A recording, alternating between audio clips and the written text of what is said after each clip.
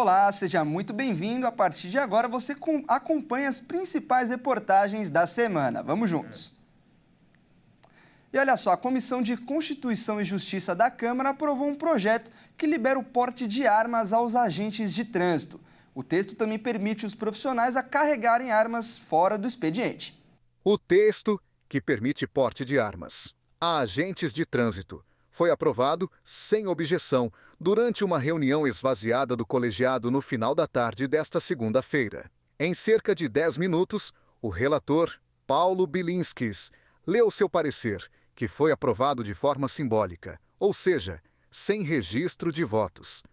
O projeto tramitou de forma conclusiva pelas comissões da Casa e agora vai ao Senado sem passar pelo plenário, se não houver recurso assinado por, pelo menos, 52 deputados. A proposta cria normas gerais para os agentes de trânsito e reconhece o cargo como sendo de natureza policial. O texto garante o exercício pleno e regular do poder de polícia aos agentes com o objetivo de promover a segurança viária. Segundo a proposta, os agentes ainda terão direito de portar arma de fogo mesmo fora de serviço. O projeto altera a lei que regulamenta o registro, posse e comercialização de armas de fogo e munição para incluir os agentes de trânsito no rol de carreiras, para as quais é permitido o porte. Os agentes de trânsito ainda poderão comprar insumos e carregadores de munição para o fim exclusivo de suprimento de suas atividades, mediante autorização concedida nos termos definidos em regulamento. E agora um alerta: golpistas estão se passando pelo Detran através de mensagens de SMS. O objetivo dos criminosos é simular o site do governo e roubar dados pessoais. Acompanhe. Os golpistas enviam mensagens de texto se passando pelo Detran e direcionam para sites falsos. O texto afirma que a CNH está em processo de suspensão ou cassação. Ao acessar o link, a vítima é direcionada a páginas que simulam o sistema do governo federal, onde apresentam boletos ou formulários que solicitam os dados pessoais do usuário. Além disso, o website mostra supostas infrações cometidas e seus valores com a opção de regularizar. O Detran informa não entrar em contato por SMS, e-mail ou ligação e que todas as notificações são identificadas pelo correio e publicadas no Diário Oficial do Estado. O órgão recomenda que as pessoas não cliquem em links suspeitos e enfatiza que, em caso de dúvidas, os usuários devem acessar o site oficial ou procurar uma unidade do departamento. Também é possível acessar informações no aplicativo da Carteira Nacional de Trânsito. E na China, um homem bateu seu carro em uma escola e deixou várias crianças feridas. Ele foi detido após o ocorrido e o mais curioso é que esse não foi o único acidente no país. Vamos ver. Um homem foi preso na China depois de bater um carro do lado de fora de uma escola primária em uma cidade central da China, ferindo várias crianças. O acidente ocorreu do lado de fora da escola primária Yong'an, em Changde, província de Hunan. A polícia disse que o acidente ocorreu pouco antes das 8 da manhã no horário local. Um homem também ficou ferido e a corporação detalhou que as crianças não tiveram ferimentos fatais. Questionado sobre o incidente, o governo central de Pequim se recusou a dar mais detalhes. Este foi o terceiro caso do tipo em pouco mais de uma semana. Na semana passada, um homem matou 35 pessoas e feriu mais de 40 ao bater seu carro em uma multidão na cidade de Zhuhai, no sul, no ataque mais mortal no país em uma década. No sábado, 8 pessoas foram mortas e 17 ficaram feridas em um ataque com faca em uma escola profissionalizante na cidade de Yixing, no leste do país. A China viveu uma série de incidentes mortais nos últimos meses, de esfaqueamentos em massa a atropelamentos, um contexto raro em uma nação orgulhosa de sua segurança pública. A questão levou a uma reflexão sobre o estado da sociedade e os motivos pelos quais um número crescente de pessoas parece disposto a se vingar de civis aleatórios. E nos Estados Unidos, 4 pessoas foram presas por dar um golpe em uma seguradora. O curioso é que um deles se disfarçou de urso para simular um ataque a um carro de luxo e com isso receber o dinheiro do seguro. Vamos conferir. No vídeo, um suposto urso invadiu um Rolls Royce, um luxuoso carro avaliado em mais de $100 mil, e destruiu o interior do veículo. O animal entra, mexe, vai para o banco de trás, volta para o banco da frente, uma verdadeira destruição. Naquela mesma noite, a mesma seguradora do primeiro carro recebeu outras 2 denúncias de que o mesmo urso havia atacado mais 2 veículos de luxo. O vídeo da câmera de segurança, então, foi enviado como prova de que o animal realmente havia feito os ataques. A seguradora teve que pagar quase $200 mil aos donos dos carros. Não convencida da situação, a seguradora decidiu fazer uma análise minuciosa do vídeo e solicitou a ajuda de biólogos para confirmar se realmente as imagens eram reais. Após a análise, foi confirmado de que aquele comportamento do animal não era normal e tinha algo errado no vídeo. Quando a polícia foi até a casa dos suspeitos, uma grande surpresa. Foi encontrada a fantasia de urso. Os 4 envolvidos, claro, foram indiciados por fraude e conspiração criminosa e agora aguardam julgamento. E os casos de coqueluche disparam no Brasil. São Paulo e Paraná enfrentam uma nova onda da doença que atinge principalmente as crianças de até 1 ano. A doença pode ser prevenida através da vacinação. Dados do painel epidemiológico do Ministério da Saúde revelam que neste ano foram registrados mais de 3.250 casos de coqueluche em todo o país. Já no ano passado, foram 214 casos. Os estados com mais notificações da doença são Paraná, com mais de 1.200 casos, e São Paulo, com cerca de 830 casos. Em seguida aparecem Minas Gerais, Rio de Janeiro, Rio Grande do Sul e Distrito Federal, caracterizada por uma tosse seca e irritativa que chega a durar semanas ou até meses. A coqueluche também pode causar febre baixa, corrimento nasal e mal-estar. É uma doença contagiosa, transmitida através do contato com a pessoa infectada ou pelas gotículas eliminadas por ela ao tossir, falar ou espirrar. Segundo o Ministério da Saúde, 88% dos pacientes com coqueluche residem em áreas urbanas e têm menos de 1 ano de idade. Desde 2020, os casos vinham diminuindo. Os anos com maior incidência de casos foram 2014, com mais de 8.600 casos, e 2015, com mais de 3.000 casos.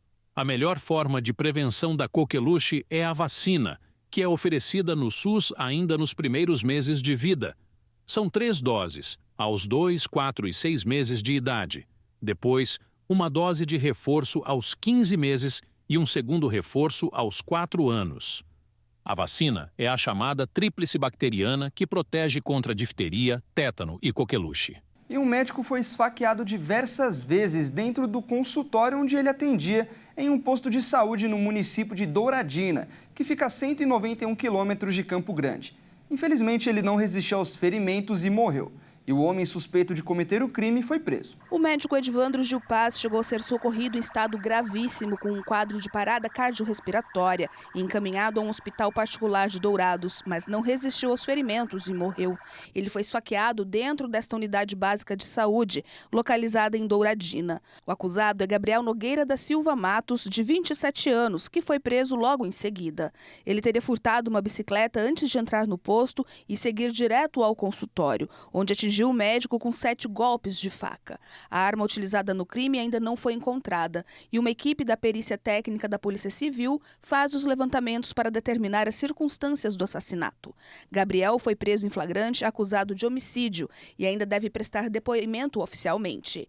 As informações preliminares da Polícia Civil são de que o homem teria matado o médico porque ficou insatisfeito com o atendimento dado à esposa dele no momento da aplicação de uma injeção. O profissional, que era conhecido como Dr. Braz, morava em Dourados e ia para Douradina a trabalho durante a semana desde junho de 2008, quando passou em um concurso público para trabalhar na saúde do município, como clínico geral. A prefeitura usou as redes sociais para prestar homenagem ao médico pelos serviços prestados ao longo de quase 2 décadas. E nós estamos no Novembro Azul e a tecnologia na medicina não para de avançar. Inclusive, já existe um procedimento de robótica para retirar o câncer de próstata. Acompanhe. Aos 65 anos, seu Manuel decidiu fazer recentemente, pela primeira vez, o exame de próstata. E ainda bem que fez. O exame de PSA deu um pouco alterado e ele sugeriu que eu procurasse o urologista para tirar as dúvidas que tivesse, né? Ele me pediu mais exames, né? E no terceiro exame, na biópsia, constatou o tumor maligno, pequeno, mas estava lá, instalado na minha próstata. Em outubro, o seu Manuel teve de ir para a mesa de operação, por meio de um método que ainda não está disponível aqui no estado, a cirurgia robótica. O procedimento foi realizado em São Paulo. A cirurgia robótica, hoje em dia, é o método de escolha para tratamento do câncer de próstata, né? Apesar dos planos de saúde terem limitações para liberação, é o que a gente procura fazer pelos benefícios do paciente. Cirurgia robótica em si, para quem não tem um conhecimento pleno, né, é uma plataforma que a gente faz uso para melhoria do tratamento da cirurgia desse paciente. Sendo que um robô a gente utiliza para dar o comando nele e então ele filtra os nossos movimentos, amplifica a nossa visão e diminui os danos para o paciente, causando uma eficiência maior no seu tratamento e recuperação do paciente. Por ano, quase 72 mil casos de câncer de próstata são diagnosticados no Brasil. A doença é a segunda causa de óbito por câncer na população masculina. No geral, a prevenção deve ser feita a partir dos 50 anos de idade, mas tem exceções. Tem algumas especificações que nós temos que individualizar. Se você tem um câncer de próstata na família, ou mesmo se for negro, a gente puxa para 45 anos. E agora, falando mais da genética em si, tendo alterações de genes BRCA1 e BRCA2, envolvidos na maior parte do tempo com câncer de mama, a gente puxa para 40 anos. E é o tipo de doença que não dá muitos sinais. De forma geral, não. E por isso a prevenção ela se faz necessária e é totalmente indicada. Então, os pacientes que começam com dificuldade miccional, aquela dificuldade de ir ao banheiro, levantando muitas vezes à noite, eles pensam que isso são sintomas de câncer de próstata. Mas, na verdade, não. A imensa maioria é por crescimento da próstata em si. Quando você sente alguma coisa, né, pensando no câncer, é que, a imensa maioria, esse câncer já está avançado e aí os tratamentos ficam um pouco mais limitados, apesar de ter bastante critério e bastante forma da gente tratar esses pacientes atualmente. No caso da cirurgia do seu Manuel, o procedimento terminou às 3 da tarde de um sábado. Às 5 da manhã, ele já estava em um avião de volta para Campo Grande. E um mês depois, agora, esta semana, o seu Manuel já está fazendo o quê, seu Manuel? Eu estou de volta ao meu esporte preferido, que é o tênis. Estou jogando tênis já normalmente. O senhor tem para dizer para as pessoas que ainda não fizeram um preventivo? Olha, que não percam tempo, procure o médico, urologista, faça o preventivo corretamente. E cuidar da saúde dos pets também é importante, principalmente da saúde cardíaca.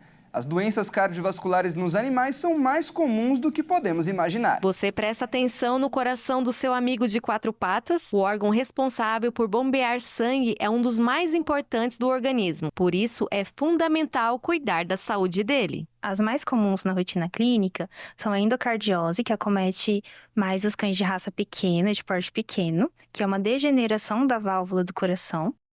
Nos cães de porte grande, aparece a cardiomiopatia de fenótipo dilatada, que é uma perda na contração do coração. E nos felinos, aparece a cardiomiopatia hipertrófica felina, que é quando o músculo do coração começa a crescer para dentro. E é muito comum na rotina clínica mesmo. Assim como na medicina humana, um cardiologista veterinário é o profissional habilitado em diagnosticar e tratar doenças cardíacas em animais. Essa especialidade engloba áreas específicas, como clínica, pesquisa, cirurgia e diagnóstico. A doutora Ana dá dicas de como descobrir se o seu animalzinho tem problemas cardiovasculares. Em geral, os cães apresentam basicamente tosse, cansaço, intolerância aos exercícios e às brincadeiras. Os animais começam a ter uma dificuldade respiratória, em alguns casos aparece a barriga d'água, que é a ascite, também é inchaço dos membros. Mas em muitos casos, os animais não apresentam nenhum sintoma. E é muito comum, às vezes, a gente diagnosticar sem o animal apresentar nada. Mas se o seu animal for diagnosticado, não se preocupe, pois existe tratamento. Existe a opção de fazer cirurgia, mas em geral é tratamento medicamentoso de uso contínuo, então é para o resto da vida do paciente. E aqui na clínica da doutora Ana, os bichinhos se sentem em casa. Até o Kakashi, gato da cardiologista, vem passear. O Bart tem 14 anos e pertence à tutora Renata, que trouxe o cão amigo para fazer acompanhamento do coração. Ao descobrir os problemas cardíacos do fiel amigo, Renata lembra que foi um sufoco. No começo eu fiquei muito preocupada, eu achei que ele não ia ter tratamento, ou então que fosse alguma coisa que ele fosse via óbito, eu fiquei bem complicada, mas aí depois a doutora explicou tudo direitinho, a gente faz os exames com frequência, ele toma medicação, o Bart tá bem. E veja a seguir, salário mínimo pode passar dos R$ 1.500 em 2025. E ainda, Botafogo está cada vez mais próximo de ser o campeão brasileiro de 2024. Nós voltamos já.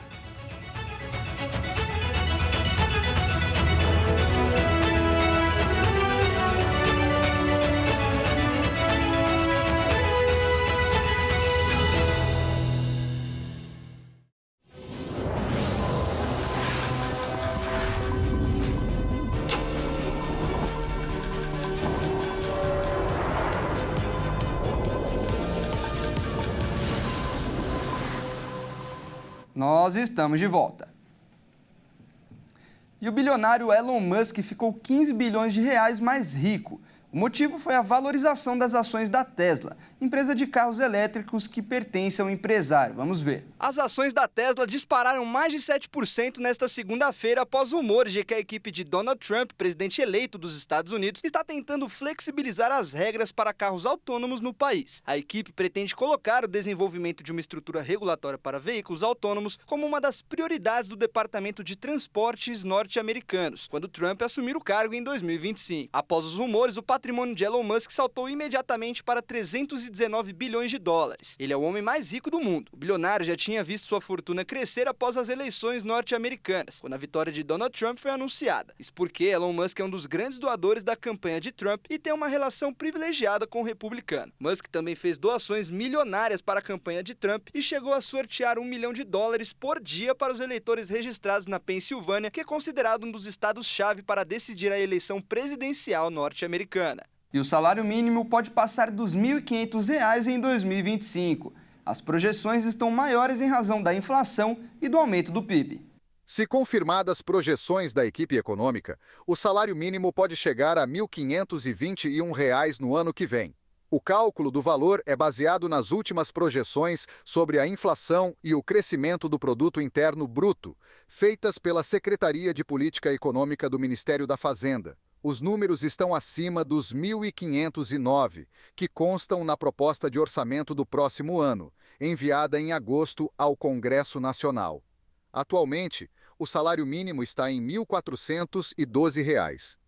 Com isso, se confirmadas as previsões e o cálculo feito, haveria uma alta de R$ 109, ou de 7,71% a partir de janeiro de 2025, com primeiro pagamento em fevereiro. A estimativa de que o salário mínimo deve subir mais do que o previsto anteriormente considera uma inflação maior. Isso porque nos últimos meses, os índices de preços vieram mais altos, entre outros, por conta de fatores climáticos. De acordo com nota técnica divulgada em dezembro do ano passado e atualizada em janeiro deste ano pelo Diese, o salário mínimo serve de referência para mais de 59 milhões de pessoas no Brasil. Além dos trabalhadores que, por contrato, recebem um salário mínimo, há também as aposentadorias e benefícios. O salário mínimo também gera impactos indiretos na economia, como o aumento do salário médio dos brasileiros e a elevação do poder de compra do trabalhador. E mais de 27 milhões de reais do abono salarial PIS/PASEP é liberado para os trabalhadores que não sacaram o pagamento em agosto. Cerca de 30 mil trabalhadores de empresas privadas e públicas devem ser beneficiados. Os trabalhadores com direito a receber o benefício e que ainda não sacaram durante o calendário de pagamento que terminou em agosto, têm agora a oportunidade de receber o benefício. Segundo o Ministério do Trabalho e Emprego, serão pagos abonos a mais 30 mil trabalhadores, o valor total de 27 milhões e 700 mil reais. O PIS vai ser pago a 26 mil trabalhadores de empresas privadas e o PASEP é pago a 5 mil servidores públicos. Neste calendário, o valor do abono salarial varia entre R$ 118 e R$ 1.400, dependendo da quantidade de meses trabalhados ao longo do ano base de 2022. O total de abono deste ano foi de 27 bilhões de reais. Os pagamentos, de acordo com o mês de nascimento do trabalhador, começaram em fevereiro e terminaram em agosto. Mas os valores estarão disponíveis para saque até 27 de dezembro deste ano. A consulta para saber dos valores a receber e o banco de pagamento pode ser feita por meio da carteira de trabalho digital e no portal gov.br. E tem empregos sobrando nos setores de saúde, logística e vendas em todo o Brasil. Essas vagas são temporárias para atender eventos como a Black Friday e o Natal. Assim como todo ano, a expectativa do comércio é de alta nas vendas durante o período que vai da Black Friday até o Natal.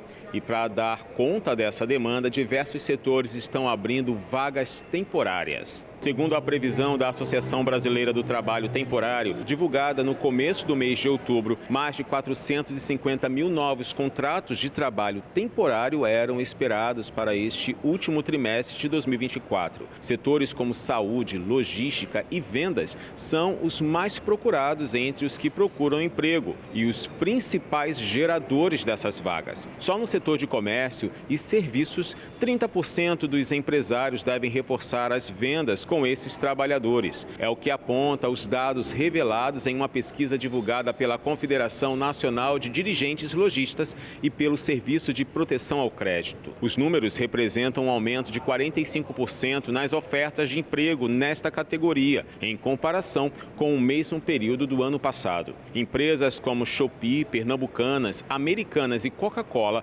estão entre as principais em número de oportunidades disponibilizadas. O levantamento também apontou boas chances de efetivação a partir das contratações temporárias. É esperado que 20% dos contratados sejam efetivados, passando para empregos fixos. Vale lembrar que, mesmo trabalhando em modelo de contrato temporário, estes empregados contam com direitos trabalhistas semelhantes aos dos contratados de forma definitiva, com benefícios trabalhistas e previdenciários, registro em carteira, além do recolhimento do FGTS e o pagamento de férias proporcionais.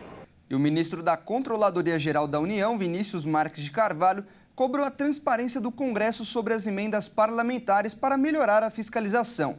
Um relatório da CGU mostrou que as emendas do PIX são utilizadas até para pagar festas. Os apontamentos constam em auditoria entregue ao Supremo Tribunal Federal, na qual a CGU apontou falta de transparência na destinação dos recursos, um dos motivos que fizeram o ministro Flávio Dino reforçar o bloqueio dos repasses em decisão na semana passada. A auditoria analisou 10 entidades do terceiro setor, que juntas já foram beneficiadas com 27 milhões de reais em recursos empenhados, ou seja, quando o gasto já está reservado. Deste montante, 18 milhões já estão efetivamente aos cofres. As emendas PIX funcionam como um atalho e chegam então mais rapidamente ao caixa dos destinatários dessas indicações dos parlamentares. Segundo o jornal Globo, com base nas notas de empenho disponibilizadas pela CGU, no relatório então foi possível identificar os responsáveis pelas emendas. Um dos casos é o envio de verbas para bancar micaretas em Santana, cidade de 107 mil habitantes, a 17 quilômetros de Macapá. Do dinheiro que bancou então o Carná Santana deste ano, parte foi então encaminhado por meio de emenda PIX pelo senador Davi Alcolumbre. O evento, em fevereiro, durou 5 dias e teve atrações como os blocos Bebo Todas e Faraó, além de DJs. Para a CGU, faltaram então documentos comprobatórios relacionados aos pagamentos realizados, como a comprovação de uma despesa de R$ 533 mil com serviço de logística. A principal empresa contratada para a festa, de acordo com a auditoria, então, recebeu 2,4 milhões a despeito ali de não ter sequer quadro de colaboradores necessários ao cumprimento do termo de colaboração.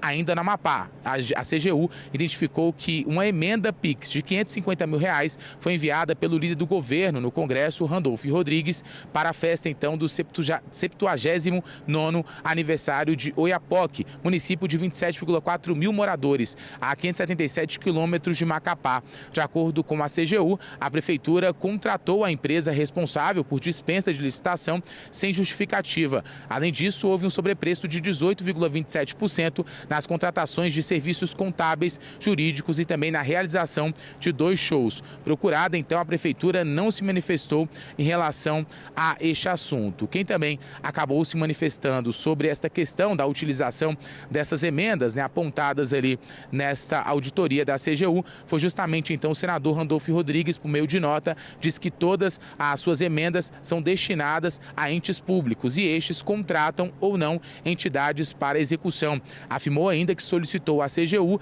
que instaure ali tomada de contas especial sobre os gastos decorrentes das emendas de auditoria dele, a fim, segundo ele então, de se apurar ali qualquer eventual irregularidade, que a transparência e o uso correto de verbas públicas é um compromisso do mandato dele. E agora é hora de falar de esportes aqui no nosso jornal e quem traz as informações é o Pedro Veraldi. Boa tarde, Pedro, seja muito bem-vindo. E com o Brasileirão na reta final já tem time fazendo as contas para ser campeão, não é mesmo? Conta pra gente. Tá chegando ao fim o Campeonato Brasileiro e não tem nada resolvido. Boa tarde para você e aos nossos telespectadores. O Botafogo já pôs na ponta do lápis o que precisa para ser campeão do Brasileirão. O maior desejo do clube é conquistar a taça antes da final da Copa Libertadores da América, que está marcada para o dia 30 de novembro. Novembro pode ser considerado o mês mais decisivo para o torcedor botafoguense, já que no mesmo mês, matematicamente, o Botafogo pode ser campeão brasileiro e da Libertadores, algo histórico, já que além de ser a primeira Libertadores do Fogão, também seria uma conquista que apenas outros 2 times conseguiram. Brasileiro e Libertadores no mesmo ano só foram conquistados por Santos de Pelé e Flamengo de Jorge Jesus. Mas para que tudo isso aconteça, uma série de fatores devem ocorrer. Majoritariamente, o Botafogo depende de si mesmo para ser campeão. Porém, se deseja alcançar o título antes da final da Libertadores, depende dos rivais Flamengo e Fluminense, para que pelo menos um dos 2 vença o Fortaleza. Depois, o Botafogo precisa vencer seus próximos 3 confrontos, com um deles sendo contra o vice-líder Palmeiras no Allianz Parque, um confronto direto. Dessa forma, o Fogão terá 7 pontos de vantagem com apenas 2 rodadas para o fim do campeonato, garantido o título antes da final da Libertadores, tirando a pressão extra que pode ficar em cima dos jogadores alvinegros para a final. Tem joia brasileira sendo notícia na Espanha, não é mesmo? Tem sim. Segundo o jornal Sport, o jogador Endrick tem chance de sair do Real Madrid depois de 5 meses no clube. E vários times já estão de olho na jovem promessa. O Real Madrid vem sendo procurado por diversos times para discutir uma possível transferência por empréstimo pela joia brasileira Endrick. O principal motivo é a falta de tempo de jogo do jovem jogador de 18 anos, que tem forte concorrência no Real, como Mbappé, Vinícius Júnior, Rodrigo e outros craques mundiais. Nos últimos 6 jogos, Endrick só jogou 15 minutos. O principal interessado é a Roma, um tradicional time italiano, mas tem outros times na briga. O Southampton, da Inglaterra, sondou o jogador na época de Palmeiras e monitora a situação atual. Na Espanha, o Real Valladolid, time do Ronaldo Fenômeno, tentou o empréstimo do jogador na última janela e aposta na boa convivência entre os brasileiros para contar com o jogador por 1 ano nessa janela. Mesmo com a pouca minutagem em campo e ter ficado fora da última convocação da seleção brasileira, o camisa 16 do Real Madrid deseja continuar no clube merengue. Por hoje é só, Fernando. Um bom domingo para você e para quem nos assiste. Até mais. Tá certo, Pedro. Muito obrigado pelas informações e um ótimo domingo para você.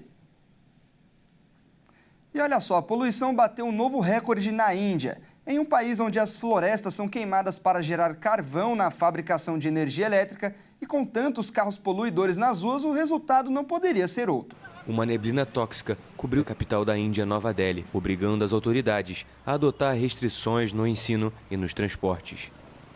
A megalópole de 30 milhões de habitantes enfrenta todo o inverno boreal, picos de contaminação provocados pela fumaça das fábricas, do tráfego e das queimadas agrícolas sazonais. Os níveis de poluentes PM2.5, as perigosas micropartículas que podem causar câncer e entram na corrente sanguínea pelos pulmões, alcançaram a medição de 907. Isso é 60 vezes superior ao máximo recomendado pela Organização Mundial da Saúde. A poluição atmosférica se torna evidente com a densa nuvem ácida e cinza sobre Nova Delhi. Várias medidas foram adotadas pela cidade em um esforço para evitar uma maior deterioração na qualidade do ar. Nova Delhi ordenou a suspensão das aulas presenciais em quase todos os colégios. As escolas de ensino fundamental já estão fechadas desde a semana passada e as crianças fazem aula online. Também foram ordenadas a paralisação de todas as obras de construção e restrições à circulação de veículos pesados e dos carros mais poluentes. O governo pediu ainda que crianças e idosos, assim como pessoas com problemas pulmonares e cardíacos, permaneçam dentro de casa o tempo todo. E no Brasil existem 32 milhões de pessoas com mais de 60 anos e uma pesquisa mostra que esse número pode aumentar ainda mais até 2050. Vamos conferir. Essa notícia é para desbancar os comentários de quem ainda defende o etarismo ou faz comentários maldosos a respeito quando o país, aos poucos, vai se tornando, digamos, mais prateado. Uma licença poética, uma alusão aos cabelos grisalhos, que tem ganhado muitos adeptos. Dados da Organização Mundial da Saúde indicam que em 2030 o Brasil terá a quinta população mais idosa do mundo e o número de pessoas com idade superior a 60 anos chegará a 2 bilhões até 2050. Isso representará 1/5 da população mundial. Enquanto não chegamos a essa realidade, destacamos a chamada geração X, também conhecida coloquialmente como geração Coca-Cola, derivada de uma canção da banda Legião Urbana, segundo alguns indivíduos nascidos entre 1965 até 1980, durante os anos que se seguiram ao baby boom da pós-guerra. Características bastante próprias e específicas, diferentemente das anteriores, eles não se sentem idosos, muito menos acreditam que estão no fim da vida. São pessoas que resistem ao envelhecimento, lutam pela qualidade de vida jovem e se adaptam a novidades tecnológicas. De acordo com especialistas, esses indivíduos apreciam o dinheiro, mas menos status e buscam reconhecimento pelo trabalho por intermédio da realização dos desejos materiais. Pessoais seus e de seus filhos também valorizam muito o tempo livre e buscam atividades que relaxem e os conectem com seus amigos e familiares. São autossuficientes, priorizam o trabalho com criatividade, ao mesmo tempo proativos, buscam soluções inovadoras para os desafios do trabalho. Com anos de experiência profissional, compartilham conhecimentos com os colegas mais jovens e valorizam a troca de experiências. Analisam as situações por diferentes ângulos, apreciam novas informações e perspectivas. Estão em busca de aprimorar os seus conhecimentos e projetar alternativas para a sua vida profissional. Preocupam-se muito com o envelhecimento pessoal, observam os aspectos físicos, fisiológicos, estruturais e financeiros. Observam a aposentadoria do INSS como um sonho ainda distante do imaginado. A adaptação é a palavra de ordem. E uma pesquisa da Confederação Nacional dos Transportes revelou que as 10 melhores rodovias do Brasil estão no estado de São Paulo e Rio de Janeiro. A pesquisa também revelou que as piores estradas são gerenciadas pelo governo. Vamos ver.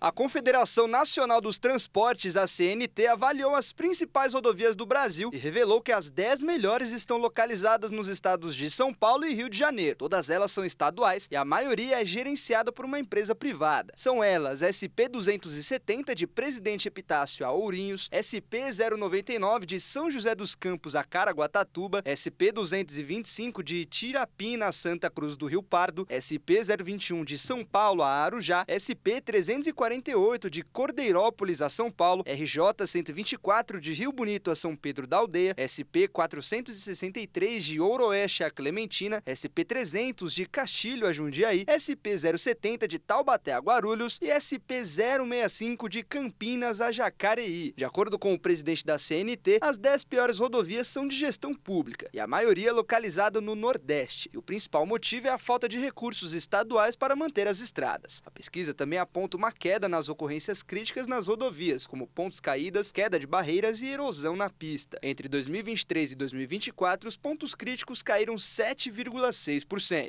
Bom, essa edição fica por aqui. Se você quiser rever algumas das nossas reportagens, basta acessar o canal Jornalismo Hit no YouTube.